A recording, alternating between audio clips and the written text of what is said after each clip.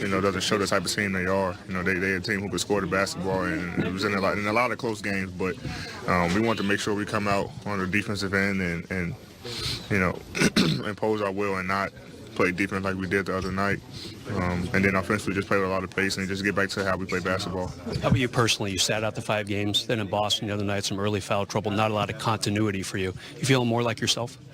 We play well. We play well as a team, and guys made shots. But for me, I'm just trying to get back in the rhythm and just get my conditioning back. You had a couple defensive highlights in the possession where you kind of stopped Julius from getting in the paint. What were you able to do physically on defense that enabled you to have that kind of sustained effort tonight? I said they're a physical team, and so if you're not physical back, then they're going to overpower you. And I just tried to make sure that I keep the ball in front, knowing that he looks to be very aggressive, going left, and just knowing his tendencies. And then for everyone else, just knowing what they like to do best. Just try to stay in front, and if I do get beat off the dribble, knowing that I have my teammates behind me to help me and protect the rim. So, but I take pride in my defense, and in the second half, the coaches told me to try to set the tone defensively, and that's all I tried to do. When you guys win a game like this against a team, you mentioned that they're better than the record suggests, but it's one of a struggling team overall, and they're hanging around most of the game. But then you look at the end of it, all your defensive numbers are pretty good. Hold them at 92 points, a bunch of blocks, bunch of steals. Is that like a satisfying formula to come out?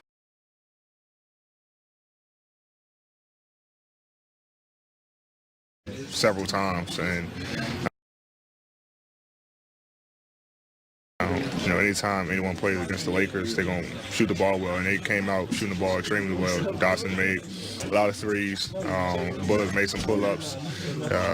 Taj hit some mid-range, so they were shooting the ball extremely well.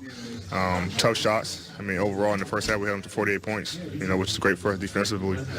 We just couldn't find the rhythm offensively to score enough. And then in the second half we just tried to keep scoring, and holding the team to 92 points is great for us defensively. But we got to try to keep that pace going and score more points. Early in the second half, it seemed like LeBron was really made a concerted effort to pass and get other guys involved, and it seemed like that kind of energized the offense for a little stretch. I'm sure you knew obviously he's a great passer, but playing with him, what's it like how does he dominate a game passing? And he's been doing it all year. He's always a threat to score, and when everyone have their eyes on you, the coaches told me to try to set the tone defensively, and that's all I tried to do. When you guys win a game, and while they're ball watching, we're trying to cut or get in his vision where he's going to make the pass. Obviously he's a willing passer, and so we know that, and sometimes he'll shoot and it goes in, and then sometimes we'll cut and just try to give him space in the post and knowing that he's going to make the right play. Is he even maybe more of a willing passer than he is a willing scorer, do you think? I think it's a great balance. He knows when he needs to go score, and then he knows when he needs to pass. But he's just so aggressive. He's so dominant. He gets it in the paint, and he's able to get to the middle of the floor or go baseline, and if they help, he make the right plays. And it's our job to make shots for him. Last 2 questions, please. Can you just talk about what changed for you guys? It was very close the whole way, and then in the third quarter, you guys kind of got a big lead. What happened there? What made the difference? We played a little bit more pace offensively. We made some shots, and then we were a little bit more physical on the defensive end. We came out with a defensive mindset in the second half, and we was able to run off their misses, and that's when we're at our best when we play in the transition game. So, we just try to be a little bit more physical, knowing they're a physical team, and match their physicality. And they like to crash offensive glass, so knowing that if they all crash, we get the rebound, we can get out and run, and try to get some points, some easy buckets in the fast break game. When you talk about trying to find your rhythm kind of on the fly, what's the process of just knowing what you can do in the moment and picking those shots to do that? Just getting back to my same shots. just having the confidence in taking them. The team has been great of trying to get me the ball in spots where I can get some easy looks, and it's my job to rise up and knock them down. I think I got in a great rhythm, like I said, getting to the free throw line and seeing the ball go through the net early, and just try to play off of that. Just having the confidence of getting to my spots and making the right reads, and if I'm open, just having no hesitation mindset and just shooting the basketball. So they want to be aggressive tonight. Gets to the free throw line 13 times. So what did you see from him setting the tone on that end and how that balanced you guys out a little? Yeah, he was unbelievable tonight. 28 points in 30 minutes. Still getting his legs under him a little bit from the time being out, but just ultra aggressive, initiating contact on his drives and his post-ups, and finishing and getting to the line. It seemed like the pace was a little slower tonight, but what did you see defensively from your team in trying to limit the Knicks?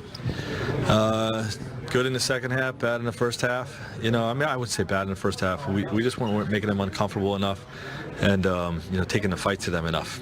It was a tie score, and we just knew we had another gear to get to in order to secure this victory. And I credit our guys. I think they shot about 34% or something like that in the second half. LeBron in particular, not only 5 steals, but he had several other plays where he just busted up the rhythm of their offense with a deflection or something like that, and a denial, and he gets the game ball on that end of the floor, for what he did on the defensive end. What was your impression of the energy level throughout the game? Both ways, or just our energy level? I thought we were better as the game went on. I think it was okay in the first half, but not good enough to get a road win. And I think we changed it in the second half and picked it up a level. Frank, in the second half of LeBron, it seemed like he made a more of a concerted effort to pass, get other people involved. Was that anything you guys talked about, or did that just kind of naturally evolve? No, AD was going a little bit, and he's always going to be hitting ahead, looking to advance the ball. So there's a lot of situations like that, and AD kept scoring in the post, so we're getting him involved. He's passing at a rate, an assist rate that he's never had before. It's pretty historic, just even for his age. Do you think that's helped kind of take some of the pressure off of him to go inside and bang and stuff like this, that he's been able to be such an effective distributor? Yeah, for sure.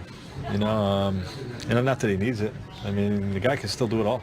And he can bang down low. He can attack the basket relentlessly. But he's got weapons around him.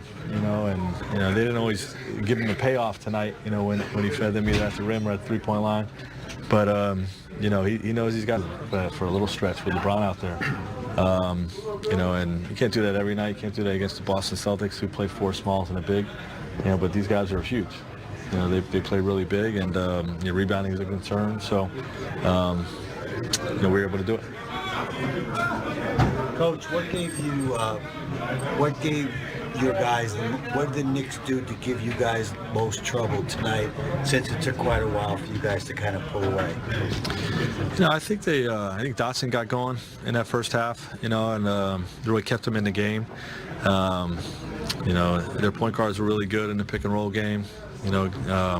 Just creating for the bigs. The bigs got going on rolls to the basket and whatnot, and their size on the glass. Thanks, everyone. Thanks, Frank. All right, let's talk a little LeBron James. So LeBron came out. It looked like he was going to have one of those special nights in Madison Square Garden, maybe get to 66 there and get to third all time. But he had 19 of his 21 in the first half.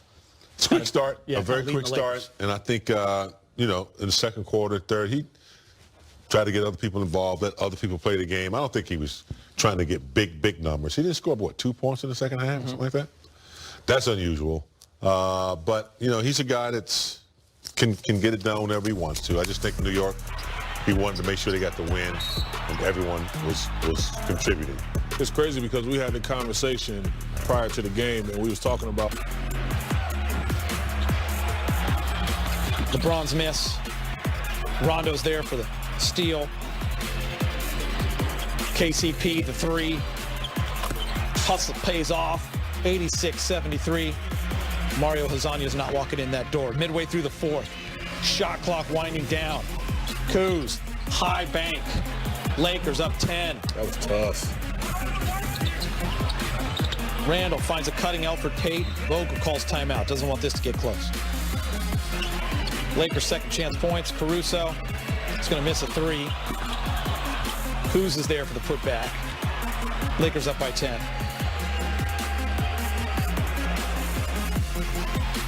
AD, fade away. That's how you end it right there. That was a huge momentum swinger right there. How about that steal by LeBron? Knows that Randall spin, doesn't he? Saw it coming. KYP, know your personnel, knowing tendencies. Tip in AD. Literally, Alex Caruso's getting MVP chance. Garden, who's 0 for 3 with 2 points, but you know what? That is the power of Laker Nation. The legend continues. The legend continues. He's earned it. Of AC Fresh. Final score,